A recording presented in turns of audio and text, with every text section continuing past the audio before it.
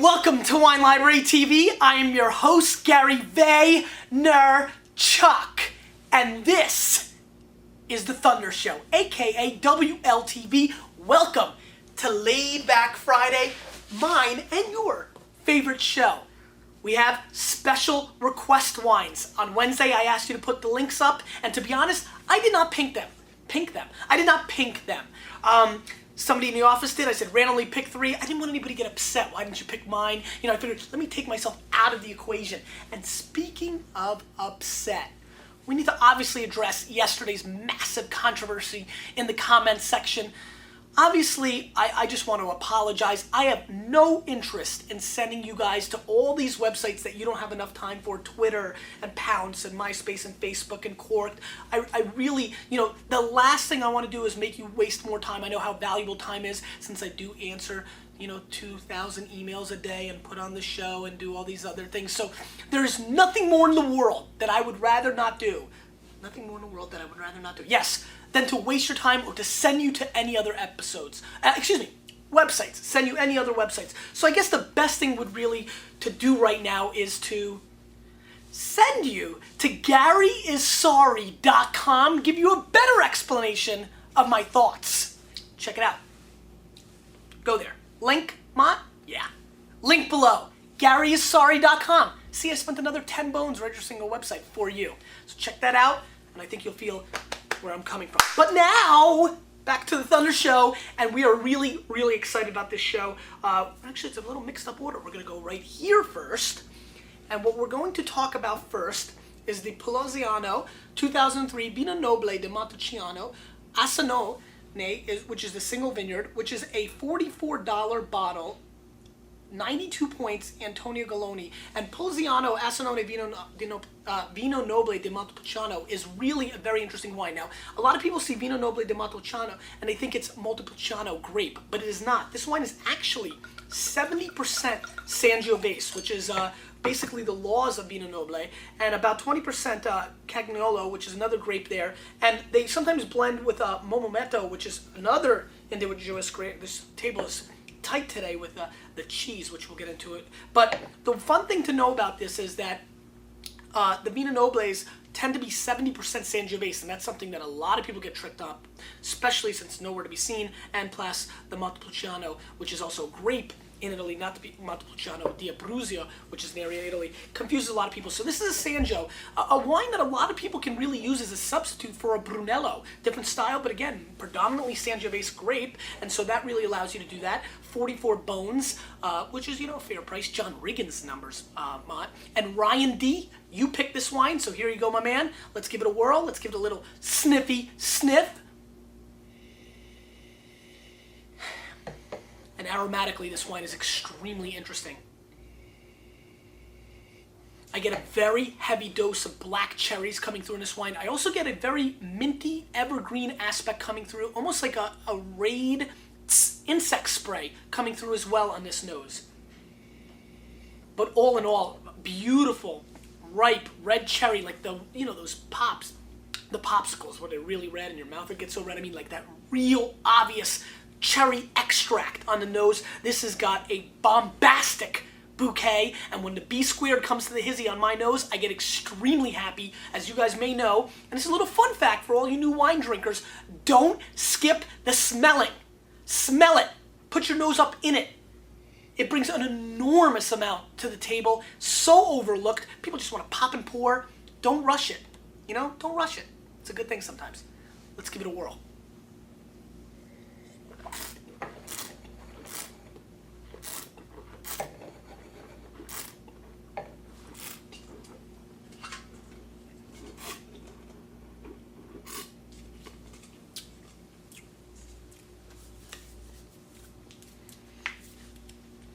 Ryan D., take a serious bow. I don't know if you've had this wine already or why you're asking for it to be put on the show, but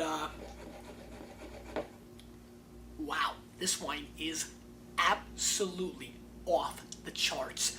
It has an obnoxious mouthfeel, an uncanny finish. I mean, everything you would possibly look for in a beautiful red wine. Now, the 45 bones is an expensive bottle of wine, But geez, does this wine bring the thunder, and it might even bring the lightning. I mean, this wine is absolutely, positively a perfect Italian wine to me, and I'll tell you why.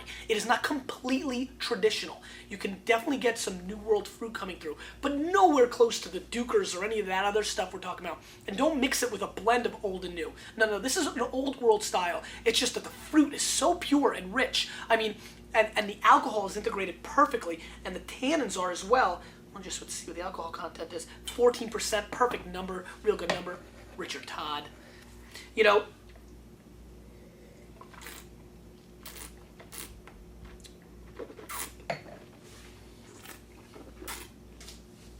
the obvious dark chocolate, hazelnut component, even on the mid palate. And the tannins are dry and firm. As a matter of fact, I'm going to tell you something right now.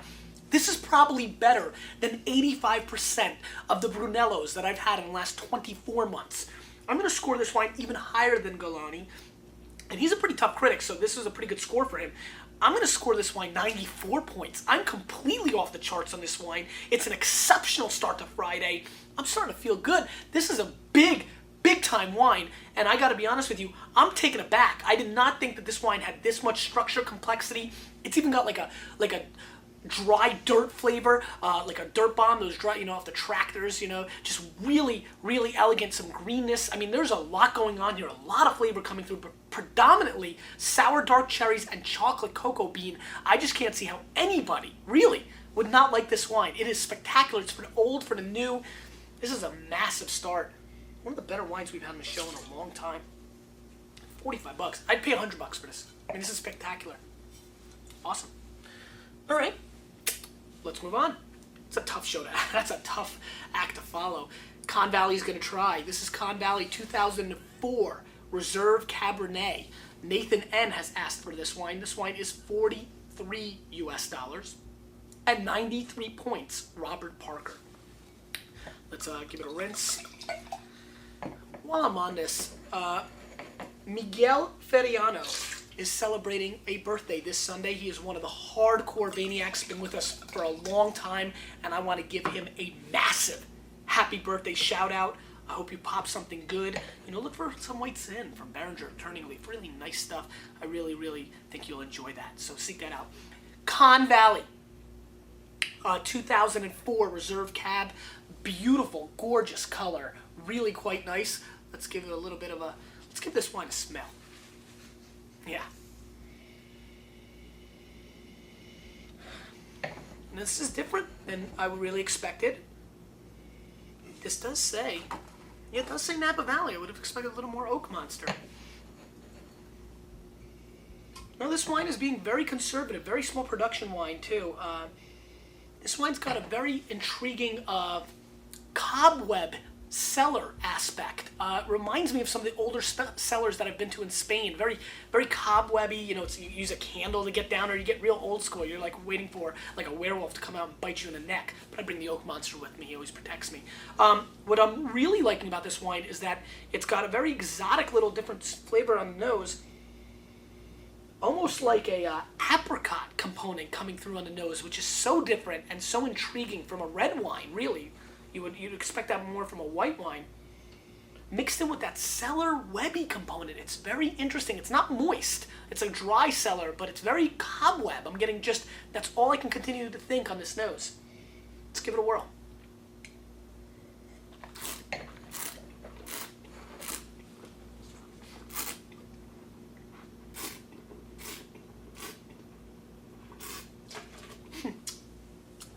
All I can help thinking was just now, as this wine clearly made an impact on my palate, was the last time we let the viewers, the Vaniacs, pick the wines, we went like 0 for 4, and everybody was sad and everybody was mad. This is off to a very good start. This wine is also extremely well made. It has a beautiful mouthfeel, great roundness. I like the cherry cola aspect to the table. $43 for a reserve cab from Napa. Believe it or not, that's a value. And Parker, 93 points. I think he's being slightly ambitious. I'm a little bit more towards the 91 to 92 point range right now in my mind. We're going to give it a little bit more of a smell and a taste to see where it's really at. But what I like about this wine, and what I think a lot of people should look for in wine, is mouthfeel. Mouthfeel is imperative in red wine. I like a wine that coats your entire palate. This wine does not play bashful. I mean, this wine is hitting on you, and us guys, that's confusing. Most for me actually, they do hit on me a little bit, but for most guys, the girls don't really do the hitting on. So this wine is kind of really interesting to me because it's really hitting on my palate. The palate enjoys that. He gets lonely sometimes as well, and so I'm very into this wine for its body weight and its complete attack on the flavor profile.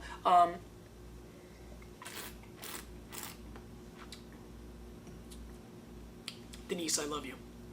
That was for you. Anyway, great tannins, firm grip, beautiful mouthfeel, silky smooth finish. You really can't ask for much more in a Cabernet. This is what everybody loves about the Camuses and the Insignias and the Dominuses, and this is half the price. I'm gonna go 92 plus on this wine. I like it a whole lot. 43 bones, expensive, definitely not, oh my God, run out and buy every bottle of it and trade it in for Power Rangers and Cabbage Patch Kids and knock out the fellow parent, but definitely something to seek out. This wine is exactly what I'm looking for in Napa Cab, a balance between the oak and the flavor, but still the power and the complexity that Napa brings, and that's why Napa is Napa. I mean, a lot of people diss on it, I diss on it, it's funny, but Napa does have great terroir. This Conn Valley is an excellent example of this wine, of that area, and this wine is absolutely worth drinking. And what I love about it is the approachability. For a 2004 to be drinking this way is really quite a clear message of where the wine market is, where these winemakers and growers are trying to make wines that are a lot more approachable at this point,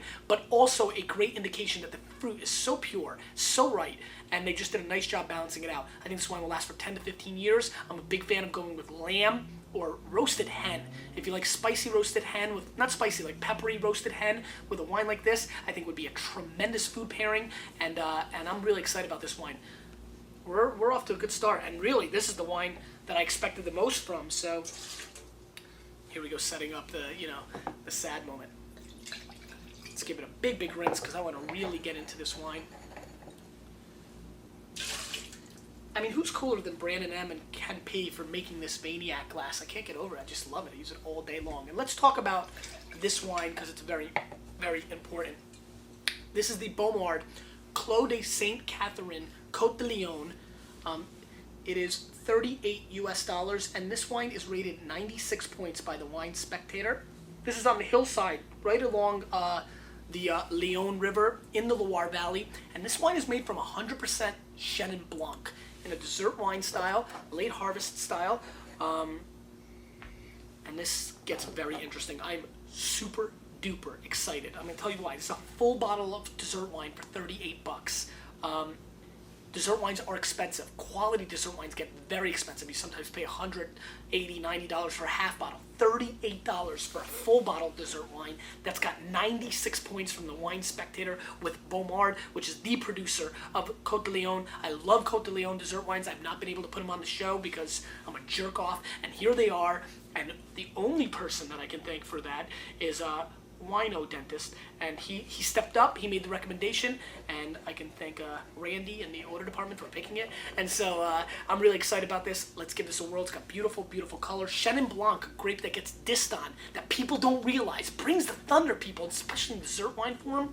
It's like, look, Alf, back in Pog form. That's how Chenin Blanc is. It's like, look, Chenin Blanc, which was hardcore in the 70s and in California. Look, Chenin Blanc, and it's in dessert wine form. It's pretty exciting. Let's give it a little bit of a whirl.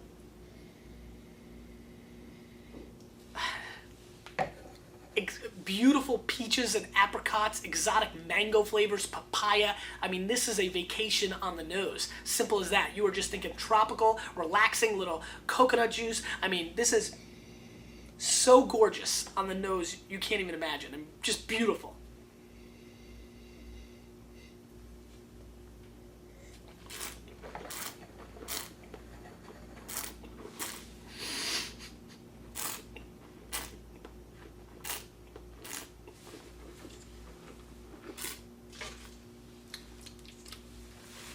Like the best piece of pina colada candy you've ever had in your life.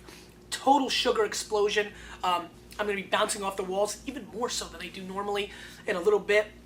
Just great acidity structure on the mid palate to the finish. Long, lingering pineapple juice, pineapple candy flavors, more than the coconut. It's really heavy on the pineapple. You can really feel it. I almost get like like a dessert. This tastes almost like a cheesecake with like classic like apricot reduction sauce all over it, and then drinking it along with a pineapple juice. Actually, that's exactly what this wine tastes like. This is cheesecake, apricot reduction sauce, and you're drinking pineapple juice pure. I mean, like squeeze it like the big guy, just crushes it. Like, the Wild Samoans, they were awesome. Imagine the Wild Samoans sitting with you and crushing it. You better bring the Oak Monster because he's tough. And so this wine brings serious thunder. My thing is that nobody in the world scores dessert wines properly. Not Parker, not Janice Robinson, not like Wine Spectator, nobody, because we're all seduced by the sugar. Sugar is seduction. And in this wine, it's seducing me. I'm going for it. I'm falling for it. I'm going to score this wine 95 points. If you're looking for a great dessert wine, and Chateau de Cam, and the Tokays, and all those other things just seem a little too expensive. Not that $38 is inexpensive, but definitely far more approachable. This is spectacular dessert wine, and dessert wine comes from France, and it's not just Sauternes. It is Côte de Layon, the Loire Valley, the hidden secret of sweet wines in this world. Please seek this out. Now, you see I got a lot of cheese here. And the reason I do is I really want to talk about Neal's Yard. This is the Berkswell raw sheep milk cheese. This was just given to me by the cheese guys a couple hours ago, and I'm like, I'm putting this on the show. And this time we're not going to let you down. We're going to put a link down below, and we're going to link it to Justin's email. If you want to buy some of this by the, I don't know, you'll talk to Justin, but I think you should buy it by the pound at least. You know what, we'll figure it out. We'll ship it out to you. We'll put an ice pack so it doesn't melt. But this, guys, please, and that's why I'm showing you the label, because I want everybody who likes cheese to seek this out. Now, this is expensive. I think we're selling it for $27 a pound. That's real darn expensive for cheese. But Stephen Fletcher, the cheesemaker, has put together, and I want to show you this over here, something that put me on my butt. I mean, just put me on my butt. So I'm going to give it a little bit of a whirl. This is a sheep's milk, Neal's Yard.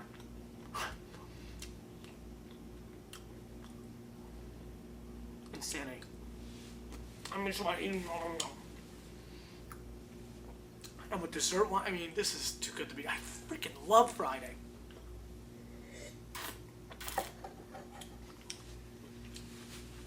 Just the purity of the milk in this cheese.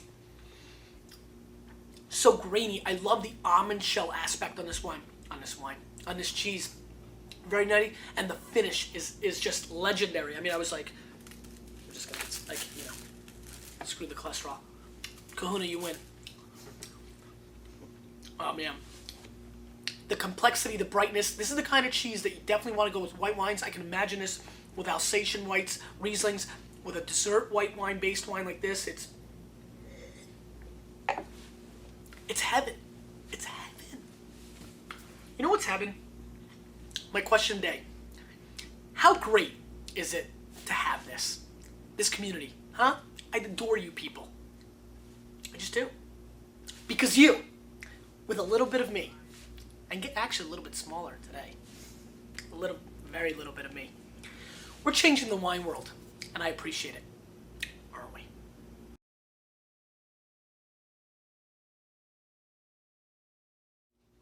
Let me just wipe this pie off my face. Yeah. Questions on Friday. We're supposed to do them. That's what happens when you get excited about the cheese. I'm so sorry. So we're back. See, you get 2 episodes today. Bonus coverage, and it's not on Facebook. All right, Denise. Denise asks, Gary, and these questions are coming to me now from ask.winelibrary, which you can go to network, or have you been to winelibrary.com? We put the whole network at the top, and so you can click the ask button up there and help out your fellow Vaniacs. Answer some questions. Do it for me. Come on. This sort of thing's awesome. Denise says, Gary, I learned years ago that 15% is the highest alcohol level that can naturally occur when winemaking process because that the alcohol toxicity level of the yeast, which provides the alcohol, i.e. when the level of alcohol rises above 15%, it kills the yeast that produces it. In my understanding, the wines with an alcohol level above 15% are fortified, i.e. the alcohol has been added to the wine. Could you please explain how and why alcohol levels on wines naturally rise about 15%? Thanks. Denise, you know they've made these super yeasts. You know, they kind of like half Spider-Man, half Superman, half Chris Mott. He's a superhero. And these yeasts now can handle, it's just really ridiculous. I mean, my feeling is, it is what it is. I love a big Zin just as much as anything. The Molly Dukers, which seemed like they were 40% alcohol. You know, listen, They've got the yeasts now. In the old school days, that was the case, but you know, genetics. Soon I'm going to have a robotic arm and a robotic palate, and we'll all score everything 100 points or pinpoint it or what have you. So the world changes. There are super yeasts now taking care of this measure. The Fab 104 says, why is it getting longer and longer between new episodes of Wine Library TV? Does it seem that it isn't a new one when Gary is not on vacation every day of the week like it used to be? And that would happen on July 16th. What's today? Today is the calendar's wrong. All right, my calendar's wrong too. We have two broken watches here, but let me answer it this way. The Fab 104. That is not correct. I mean, if you look back, this is the only week in the last couple of months that there hasn't been an episode 5 days a week. Monday was a scheduled break, plus I had that awesome show on Friday. You know, I kind of wanted to carry that over, but I did tape one on Tuesday, and I was on vacation. And then when I flew back and was going to run in off the red eye to tape an episode, I got stuck and had to go to Rochester. I never made it in. So this was the only week, I think, in the last 5, 6, 7 weeks. I promise you, I want to do this show 7 days a week. But, I don't think that's the case. Does anybody else? I don't know. And finally, Davy Donut says, what's the deal with 2006 Bordeaux? Most retailers are now offering 2006 futures, but I don't see anything on Wine Library. Was 05 too big of a blow-up year that 06 isn't worth the effort? Davy, we're not most retailers. You know, we care about our consumer.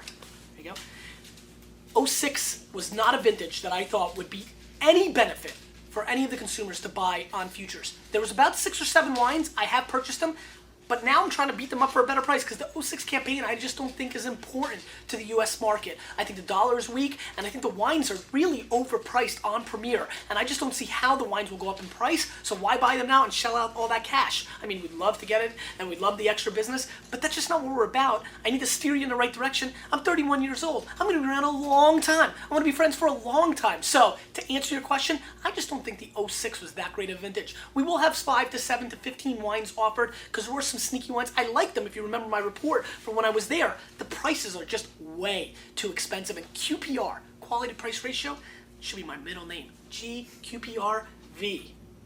Because you, with a little bit of me, twice in one day, we're changing the wine world. Put that black screen on again.